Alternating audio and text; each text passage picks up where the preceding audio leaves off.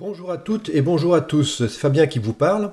Aujourd'hui, j'aimerais trouver une solution pour remplacer mon bloc-papier A5 petit carreau par un dispositif électronique qui me permettrait donc de prendre des notes, de faire des croquis et de stocker tout ça, voire de les récupérer ultérieurement pour modification.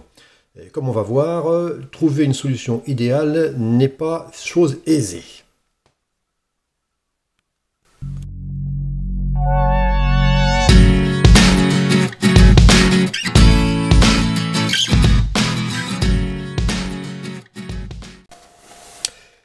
Bon alors, quels sont mes critères? Alors premièrement, je voudrais que la tablette soit au format A5. Enfin bon, on va dire 10 pouces, hein, même si les unités ISO sont reconnues internationalement, et il y a toujours des gens qui parlent en pouces, notamment pour les tailles d'écran. Donc disons 10 pouces. Deuxièmement, il faut que les notes puissent être enregistrées, bien entendu, plusieurs pages si possible. Ensuite, qu'on puisse rappeler une note pour une modification éventuelle, ça ce serait pas mal du tout, comme sur un carnet finalement. Puis, possibilité de transfert vers un PC sous Linux, ça, pour moi, c'est absolument indispensable. Le mieux, c'est que la tablette soit reconnue comme une clé USB. C'est généralement ce qui se fait, donc ça devrait pouvoir se trouver. Il faut aussi que la tablette ait une bonne réactivité, parce que s'il y a un délai entre la dépose du stylet sur la surface et l'apparition du trait sur l'écran, c'est toujours pénible. Donc à l'ouverture ou au lancement, une disponibilité immédiate, parce que bon, mon carnet et mon bloc-notes sur la table, je l'ai tout de suite sous la main et je peux tout de suite écrire. Donc s'il s'agit de lancer une application et d'ouvrir, d'allumer une machine, d'attendre qu'elle boot ou de lancer une application, non, c'est un petit peu trop pénible. Et enfin, il faudrait qu'elle soit pas trop chère. Évidemment, un bloc-notes à plus de 100 €, ça commence à faire cher.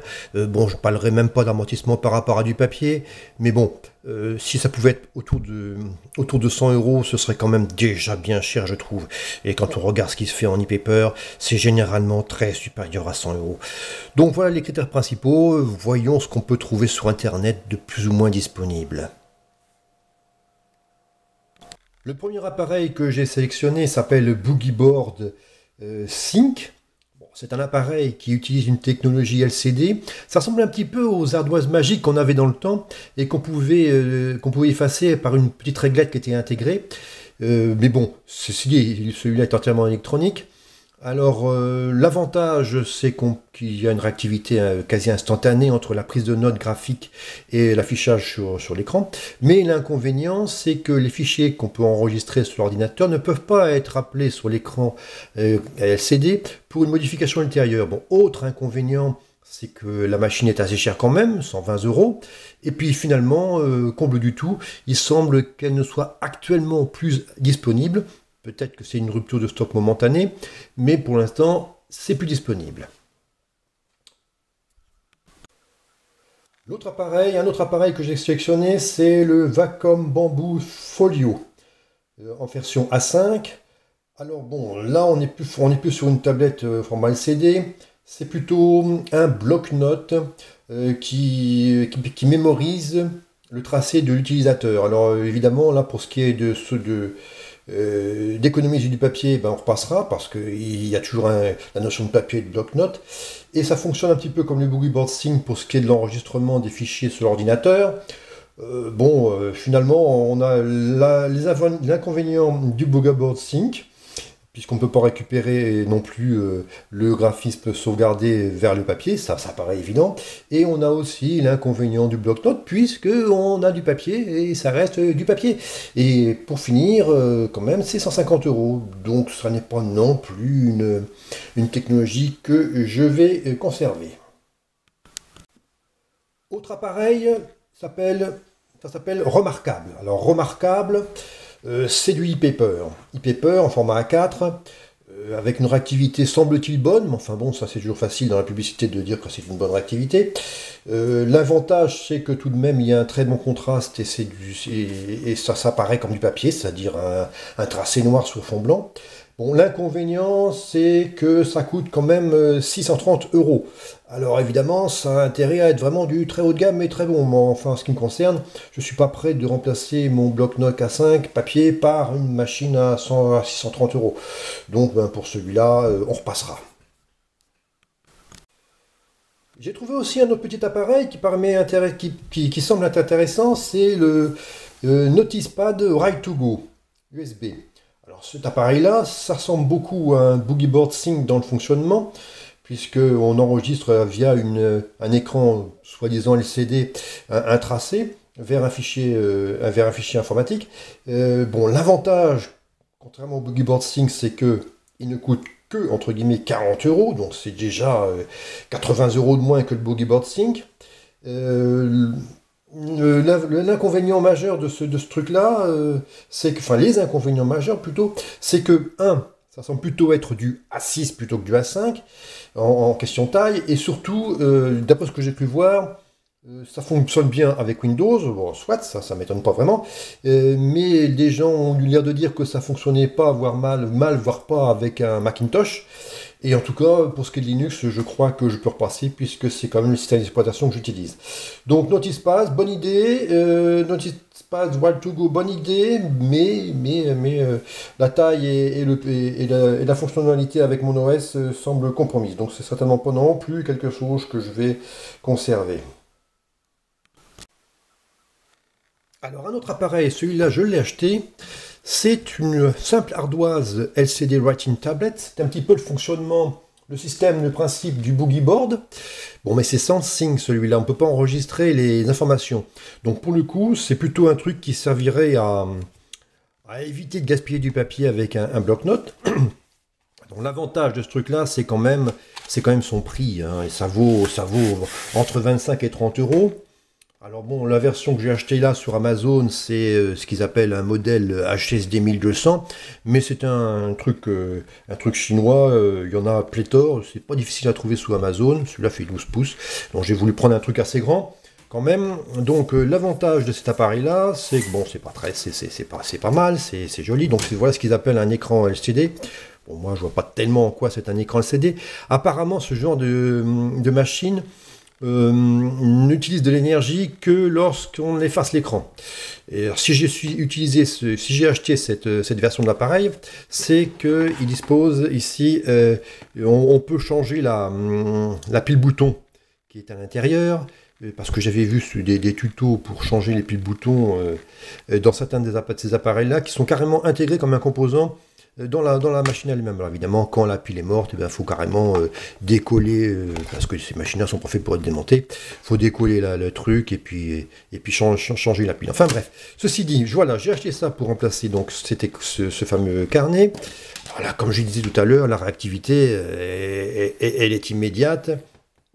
Il n'y a pas du tout de latence entre la prise de notes et puis l'apparition des graphismes. On peut faire absolument ce qu'on veut, autant en texte qu'en dessin.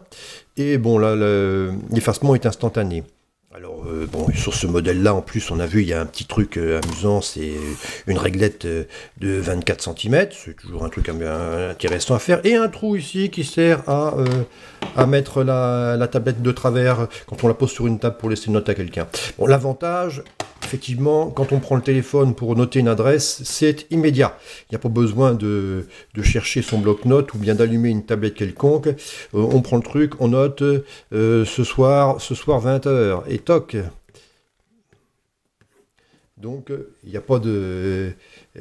pas plus simple que ça. Donc c'est efficace, pas très cher. Et au moins, si je ne peux pas sauvegarder les documents, ça remplace la saisie rapide du bloc-notes.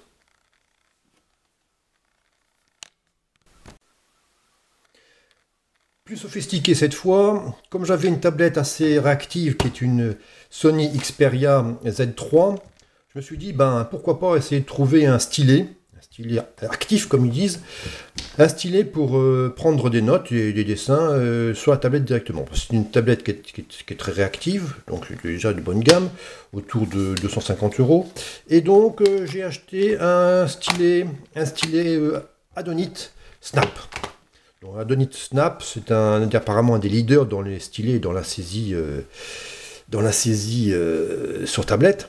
Alors, il suffit de regarder sur YouTube, hein, là, pour ce qui est de l'explication de l'usage de ce stylet, il y en a pléthore. Bon, personnellement, j'ai toujours pas compris, à part pour les graphismes, l'intérêt d'un tel stylet. Enfin bon, j'ai voulu essayer. Un stylet comme ça surcharge par un port USB. Ça a un bouton de mise en route. Alors, le bouton peut aussi être utilisé pour déclencher l'appareil photo de la tablette. Bon, c'est vraiment du gadget parce que je ne vois pas ce que je devrais faire avec ça, enfin peu importe.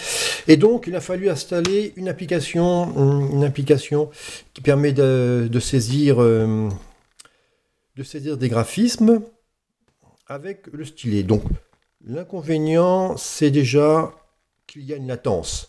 Il y a une latence entre la dépose du stylet et le tracé du trait. Alors, j'utilise un stylet, mais avec le doigt, ça marche aussi. Donc, c'est là que je me dis, à quoi sert vraiment le stylet? Si ce n'est justement pour avoir cette sensation d'écrire un petit peu comme sur un bloc-notes. Alors bon, il y a des avantages aussi supplémentaires, c'est que on peut effacer, éditer, récupérer le fichier qu'on a sauvegardé pour modification, et ce programme que j'utilise là, qui s'appelle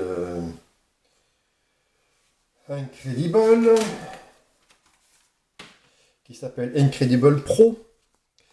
Bon, c'est un soft qui coûte 5 € en version Pro, comme ils disent. En fait, compte, c'est la version qui n'est pas démo.